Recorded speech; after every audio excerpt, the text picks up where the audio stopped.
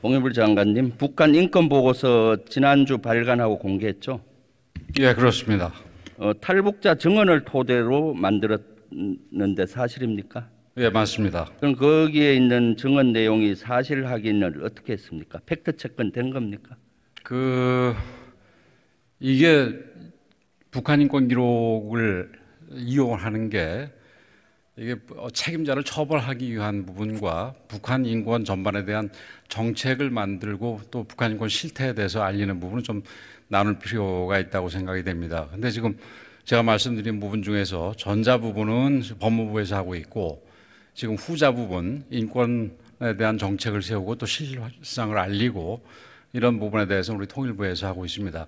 그 부분에 사용할 수 있는 범위 내에서는 진실하다고 저희들은 평가를 하고 있습니다. 증언이라고 하면은 예. 주로 과거 기억을 가지고 하잖아요. 그렇습니다. 그럼 사실 팩트와 좀 가장됐을 수도 있고 사실과 다를 수도 있는데 어떻습니까? 예, 물론 뭐 증언이라는 건 그럴 수가 있겠죠. 그러나 지금 이 탈북자들을 신문하는 그 통일부의 직원들이라든지 신문관들이 탈북자를 수없이 조사를 해온 사람들입니다. 그래서 증언이 좀 더 과장돼 있거나 이런 부분에 대해서는 그 배제를 하고 그 인권 보고서에도 나와 있습니다만은 그 증언이 또 양자가 배치되는 경우가 있을 경우에는 배치되는 부분도 다 실었습니다. 그래서 그리고 무엇보다도 이 탈북민이 저희들 앞에서 터무니없는 거짓말을 할 이유는 없다고 생각을 합니다. 그러면 보고서라고 하면 국가가 발행한 100% 신뢰가 가는 걸 보고서로 합니다. 탈북자 증언록이라고 해야 되는 거죠. 글쎄요, 그 명칭을 어떻게 쓰냐를 뭐 여러 가지로 얘기를 할 수도 있겠습니다만은 탈북자들의 생생한 이 증언을 담은 보고서도 보고서로 충분히 의미가 있다고 생각을 합니다. 윤석열 대통령이 북한이 핵 개발을 추진하는 상황에서는 단돈 1원도 북한을 주지 않겠다 했습니다. 예. 사실이죠?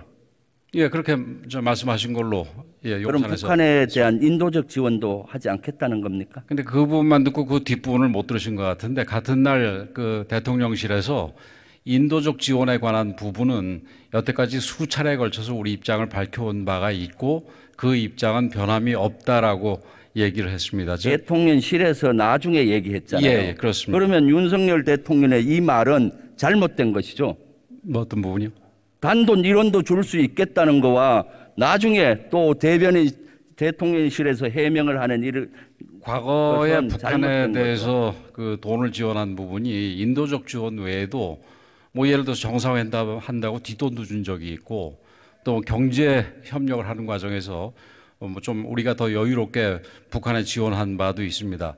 이 부분과 관련해서 얘기된 부분인데 그 취지는 지금 1원이고 얼마가 중요한 게 아니라 비핵화가 절대적으로 중요하다는 걸 강조한 얘기지 이런 따질 얘기는 아니라고 생각을 합니다. 지금 아마 그 부분에 대해서는 물어보시는 김 의원님도 잘 알고 물어보시리라고 생각을 합니다. 대통령의 말은 정확해야 됩니다. 또 외교적인 말도 쓸 수 있어야 되고요.